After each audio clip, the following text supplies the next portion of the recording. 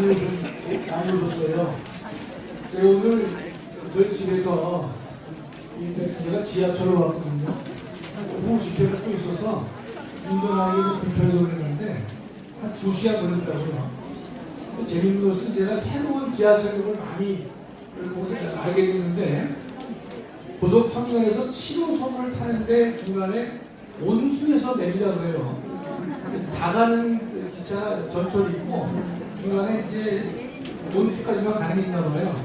온수에서 제가 참 잘 내리는 것이 손놈의 대학이라고 되어 있더라고요.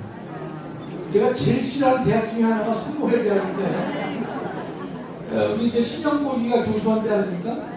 그러면 한명숙 남편 박성준도 교수를 했고 이제 TV 그 패널 중에서 최진봉이라고 아주 야질야질한 인간이 있는데 성공에 대한 교수죠.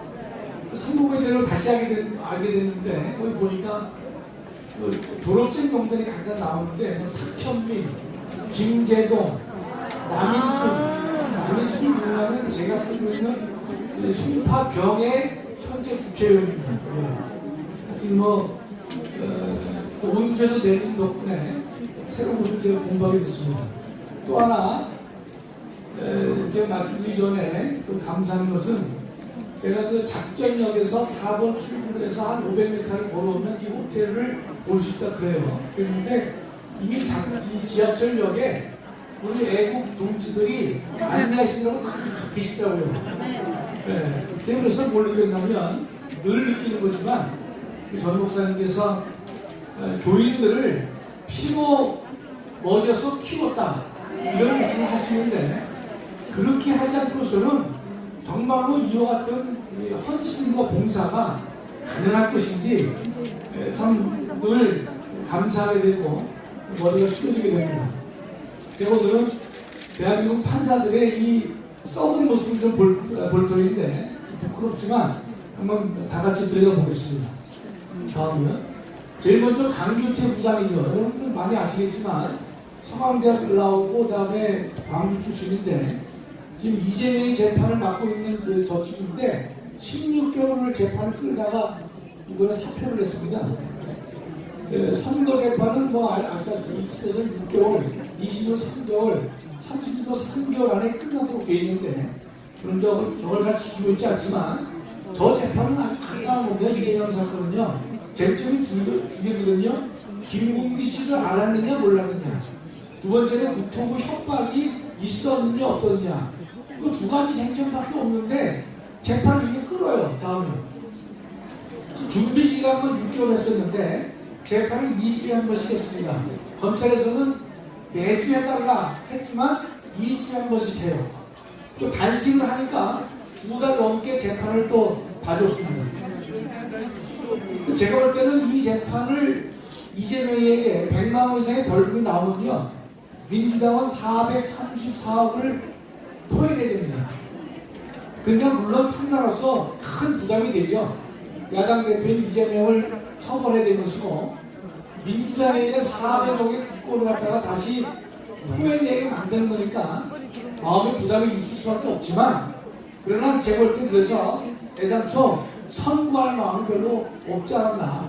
증인이 40명 되는데요. 여러분 법원에 재판 보시면 알겠지만 증인 신청한다고 법원이 받아주지 않습니다. 다 각하합니다. 기각을 해버려요. 지난번에 우리 전 목사님 이동욱이하고 현재 소송 중에 있는 명예훼손 문제에 대해서도 손흥민 목사님하고 그다음에 서유한 교수를 갖다가 증인 신청했는데 판사가 다 받아주지 않습니다. 이후 이거를 별로 받아주지 않아요. 근데 저분은 40명씩이나 받아준단 말이죠. 그러면 받아줄 필요도 없는데 받아준 것이고 또 하나는 받아준다면 주 2회를 하든지 매주 하든지 해서 재판을 끝내고 사표를 내든지 해야 되는데 저 친구가 사표를 냈단 말이죠. 대표적인 사법농단에 해당한다고 생각하는 것입니다. 참 부끄럽지만 이제 저런 판사들이 대한민국에 아직도 활개치하는 것이 참 가슴 아픈 일입니다. 다음에 최근에 이 진재정 부장인데 출신만 제가 압니다. 대학을 모르겠는데 뭔가 예전에는 그 법조인들을요 연락할 수 있는 장치가 있었는데 어제 구주한테 전화를 해서 진재균이 어느 대학을 나오고 고향이 어딘지 알아봐달라고 그러니까 요새는 그걸 알 수가 없다는 겁니다. 본인이 공개하지 않으면. 근데 구주와 변호사가 재판을 받아봤는데 저 친구한테 광주인 것은 틀림없다 그래요. 출신 대학은 모르겠습니다. 그런데 이 속이 터지는 일이 최근에 나타난 것이에요.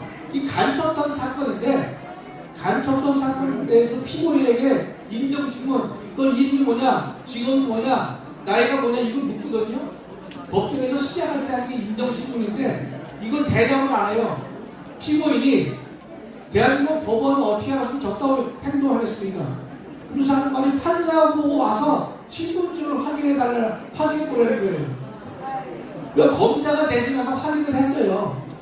그랬는데 반발을 하니까 이 변호인과 이 피고인이 법정을 나갔습니다. 퇴정을 했어요. 근데 판사가 퇴정을 불허한다고 했는데도 무시하고 나간 거예요. 제가 왜 속이 터지느냐? 판사는요, 그런 재판장에서 막 소란 피우면 안 되는 게, 소란 피우는 사람이 있는데 경고를 했으면 그러고 소란 피우잖아요? 직권으로 그 사람을 유치하게 둘 수 있습니다. 30일까지 교도소나 구치소에 넣을 수가 있거든요. 그게 감치명령이에요. 감치명령. 그래서 제가 법원에 가서도 지난번에 전 목사님과 재판 참석을 했는데 그 여자가 완전히 우리를 뭉개는 거예요. 성경적인 얘기 하지 마라. 목사와 장로가 재판에서 다투게 되면 설교 말씀을 갖다 다퉜거든요. 그럼 설교가 뭔지를 정확히 알고 재판을 해야 공정한 재판이 될 터인데 그 사람이 성경은 아예 말도 못 꺼내겠다는 거죠. 그래서 제가 뭐라고 한마디 하려다가 잘못하면 감치명령 되게 되면요 30일에 구치소에 들어가게 됩니다. 그래서 제가 끝난 다음에 제가 들을 만한 거리에서 아니 뭐해 그런데 변호인의 방어권을 저렇게 무시해도 되냐? 내가 그 얘기를 했어요.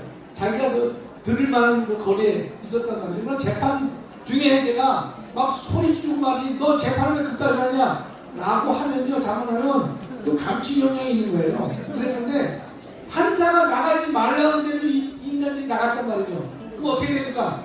감치명령을 해야죠. 이건 법원을 모독하는 거란 말이죠. 그랬는데 안 해요. 다음 이 인간은 어떠냐? 지금 이 간첩동 사건이요. 이 국민 재판을 신청하고 뭐 기피 신청하다 보니까 6개월이 다 지났습니다. 그래서 만료해서 이 간첩들을 다 내보내준 거예요. 자, 간첩 혐의자 6개월 구속기간이 6개월이기 때문에 내보내줄 수밖에 없어요.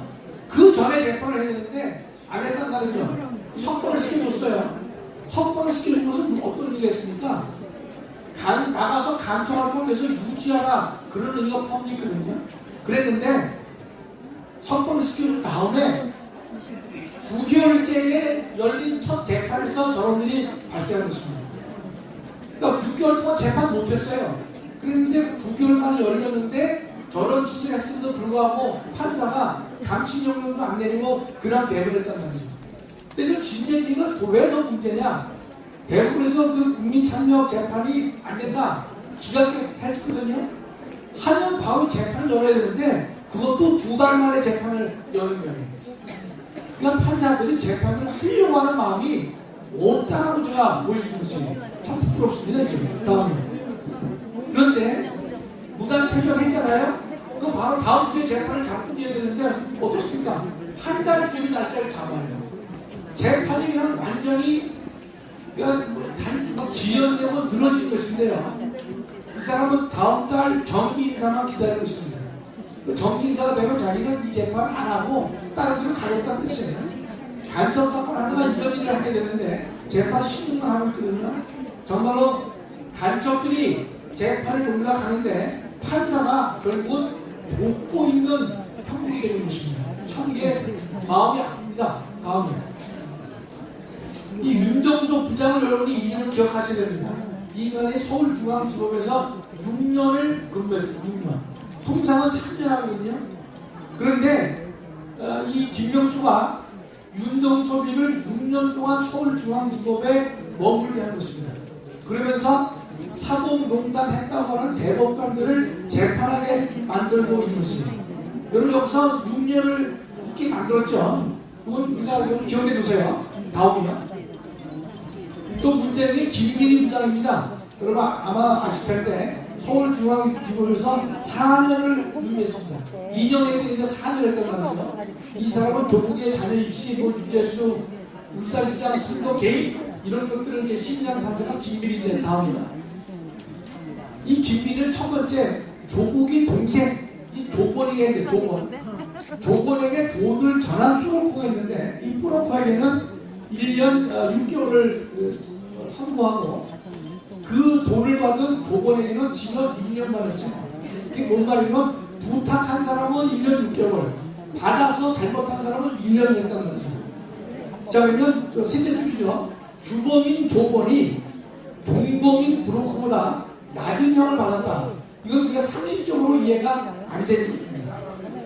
그러니까 이상하면 이상하다. 저는 목사님 말씀하신 대로 부탁한 사람을 1년 6개월 돈을 받고 부정한 일을 한 사람을 1년 했다고 하는 것은 상식적으로 안 되는 것인데 지금 저렇게 재판을 했어요. 그랬는데 결국 고등법원에서는 조건 씨에게 징역 3년을 선고하고 법정 구속을 시켰습니다. 고등법원에서 일단은 재판을 한 것이죠. 다음은 이 청와대가 울산시장 선거 개입을 했음에도 불구하고 1년 3개월 동안 김민희 부장은요 재판 자체를 열지 않습니다. 재판 자체를 열지 않았어요. 그래서 송철호 사건 문제는요 그럼 얼마 전에 결론 나왔죠. 3년 10개월 만에 2심에서 유죄가 된 것입니다. 그 중에서 이 김민희가 1년 3개월을 재판을 열지 않고 뭉개는 바람에 또 재판을 열어달라고 하니까 본인이 병가를 신청해서 재판을 또 연기시키는 그런 일을 자행한 사람이 김민희 부장이 되고 있습니다. 이번 이사 때 북부지원으로 간다고 하는데 3년 10개월이 되니까 송철호 씨는 임기를 마쳤고 또 지방선거에 나와서 떨어졌죠. 황운하는 아직도 현역으로 있는 어떻게 보면 대한민국의 사법부가 정말로 농락당하고 있는 것이다. 정말로 하나님 보시기에 가장 징계받을 만한 일을 판사들이 다는 아니겠지만 상당 부분이 거기에 이 같이 일을 하고 있단 말이죠. 거기에 이 부장판 대법원장 김명수가 여기에 관여되는 겁니다. 마지막으로요. 그럼 아까 윤정선이가 몇 년 근무했습니까? 6년 근무했죠. 김민희가 4년 했죠. 그렇다면 지금의 이재명 사건 모든 것을 담당한 사람이 2월 달에 다른 지역으로 전역하도록 새로운 대법원장은 그걸 금하고 특별한 경우에는 2년마다 교체를 하지 말고 4년, 5년, 6년도 예외를 둔 사람이 김명수입니다. 윤정선을 6년을 하게 했고 김민희를 4년을 하게 했거든요. 그렇다면 현 대법원장도 원칙적으로는 교체를 해야 되겠지만 예외적인 경우에는 교체하지 않고 이런 예를 따라서 이재명과 관련된 이 사건들에 대해서는 유인을 시켜가지고 재판을 하게끔 만드는 것이 사법정의에 저는 맞다고 생각합니다.